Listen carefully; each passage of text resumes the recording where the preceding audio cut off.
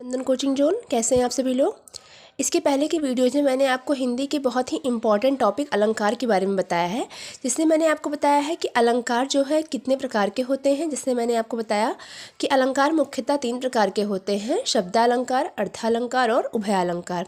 मैंने आप लोग को इन अलंकारों के भेद भी बता दिए हैं। आज मैं आप लोग को बहुत ही इम्पॉर्टेंट चीज़ जो बार बार बोर्ड के एग्ज़ाम में पूछी जाती है, क्या उदाहरण, मैं आप लोग को आज उदाहरण बताऊंगी और ऐसे उदाहरण बताऊंगी जो गारंटीड एग्ज़ाम में आएंगे बच्चों। तो ये वीडियो पूरा देखिए, एक भी स्टेप मिस मत करिए, और अच्छा लगेगा तो लाइक करिएगा। ये वीडियो आप लोग के लिए बहुत ज़्यादा इम्पॉर्टेंट है, इम्पॉर्टेंट होने वाला है एक्चुअली, अगर आप पूरा देखेंगे तो। चलिए हम स्टार्ट करते हैं। शब्दालंकार क्या होता है? शब्दालंकार तो हमने बता रखा है, जहाँ पर शब्द के द्वारा वाक्य की शोभा बढ़ाई जाती है वो होते हैं शब्दालंकार।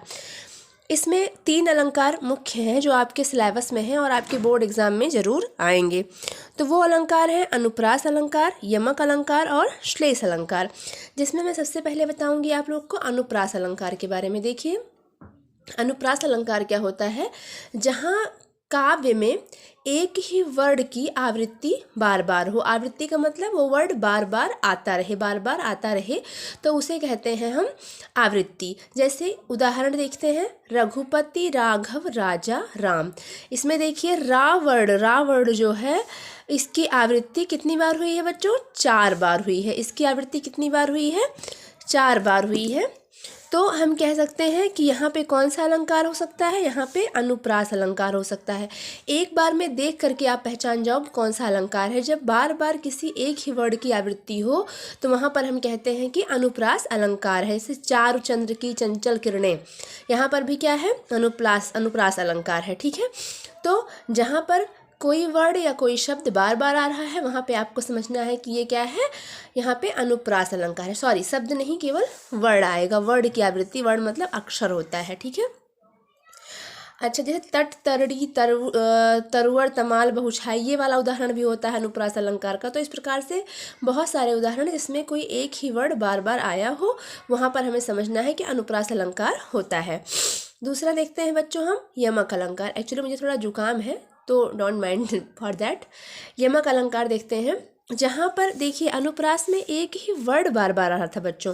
यमक में क्या आएगा? एक ही शब्द बार बार आएगा। ठीक है, यमक में क्या आता है? बार बार एक ही शब्द आता है, लेकिन उसका हर बार क्या होता है? अर्थ जो होता है वो अलग होता है। मतलब शब्द तो एक ही बार बार आएगा, एक ही, लेकिन उसका हर बार अर्थ अलग हो जाएगा। जैसे 3 बेर खाती थी वो 3 बेर खाती थी, 3 बेर खाती थी वो 3 बेर खाती थी। यहाँ पर 3 बेर और 3 बेर दोनों शब्द तो एक जैसे लग रहे हैं, लेकिन 3 बेर खाती, 3 बेर खाती, ये दोनों शब्द एक जैसे लग रहे हैं, जोड़े जितने बन रहे हैं, लेकिन अंतर क्या है? यहाँ पर 3 बेर का अर्थ अलग है और यहाँ पर 3 बेर का अर्थ अलग है। यहाँ पर 3 बेर का मतलब हो गया 3 समय, और 3 बेर का मतलब काउंटिंग में आता है 3, यानी कि 1 2 3, ये वाला 3 हो गया। ठीक है, तो ये दोनों आप अच्छे से समझ गए होंगे। इसका उदाहरण ये भी होता है, यम कनक कनक ते 100 गुनी मादकता अधिकाय। ठीक है, ऊंचे घोर मंदिर में रहन वाली, ऊंचे घोर मंदिर के अंदर रहन वाली ऊंचे घोर मंदिर के अंदर रहाती है, ये भी इसका एक उदाहरण है।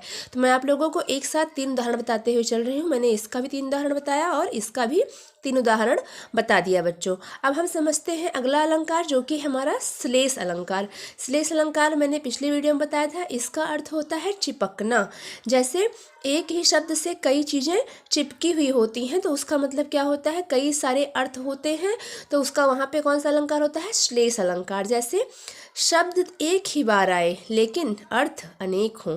जैसे यहाँ पर उदाहरण देखिए, मैंने बहुत ही सुंदर उदाहरण ले रखा है, सुवर्ण को ढूंढत फिरत कवि व्यभिचारी चोर।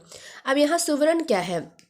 यहाँ पर जो है सुवर्ण के 3 अर्थ होते हैं बच्चों। ठीक है, यहाँ पर सुवर्ण के 3 अर्थ होते हैं, 3 अर्थ होते हैं बच्चों। जैसे सुवर्ण का एक होता है अर्थ सुंदर वन, एक अर्थ क्या होता है? सुंदर वन, सुवर्ण का। ठीक है, दूसरा अर्थ होता है बच्चों, सुवर्ण का दूसरा अर्थ होता है, बताती हूँ आप लोगों को, 3 अर्थ होते हैं सुवर्ण के। एक होता है सुंदर वन और दूसरा होता है सुंदर स्त्री।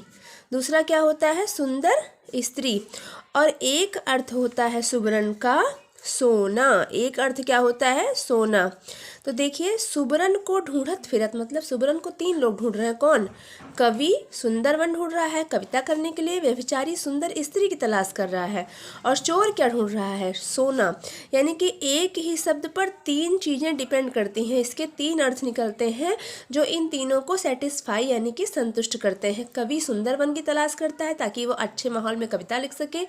व्यभिचारी यानी कि जो नेचरलेस व्यक्ति होता है वो सुंदर स्त्री की तलाश करता है, और जो चोर होता है वो हमेशा सोने की तलाश करता है। तो आई होप ये क्वेश्चन आप अच्छे समझ गए होंगे। इसका एक बहुत ही प्रचलित उदाहरण है, रहीमन पानी राखिए बिन पानी सब सून, पानी गए ना उबरे मोती मानुष चून।